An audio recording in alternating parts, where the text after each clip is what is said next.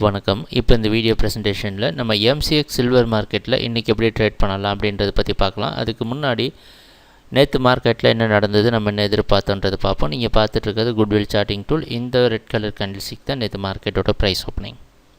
நேற்று என்ன எதிர்பார்த்தோன்னா 44,200 ரெசிஸ்டன்ஸை வச்சு சில்வர் மார்க்கெட் டவுன் ட்ரெண்டுக்கு சாதகமாக இருக்குன்றதை எதிர்பார்த்தது.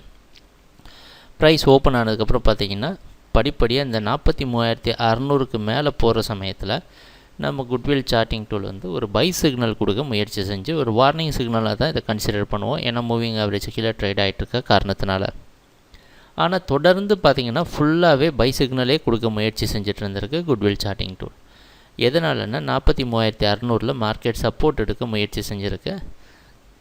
அதன் பலனாக மறுபடியும் போய் மூவிங் ஆவரேஜும் பிரேக் பண்ணி மார்க்கெட் தொடர்ந்து 44,200 வரைக்கும் போயிருக்கு.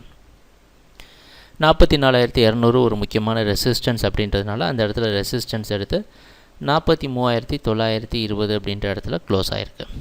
இதுதான் நேற்று மார்க்கெட்டில் நடந்த முழுமையான ப்ரைஸ் ஆக்ஷன். நம்ம எதிர்பார்த்தது டவுன் ட்ரெண்டாக இருக்கும், சில்வர் கீழே வரும்னு எதிர்பார்த்துட்டு இருந்தாலும் எந்த அளவுக்கு நம்ம சார்ட்டிங் டூல் நமக்கு உதவியாக இருந்திருக்கு அப்படின்றத பார்த்துருப்பீங்க.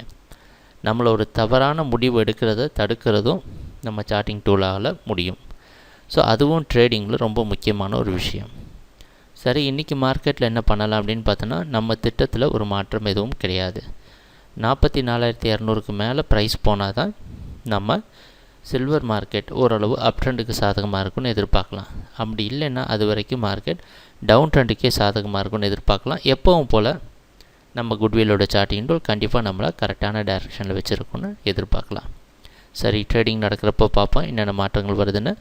எங்கள் வீடியோ ப்ரெசன்டேஷனை தொடர்ந்து பார்த்துட்டு வந்ததுக்கு மிக்க நன்றி, மகிழ்ச்சி, வணக்கம்.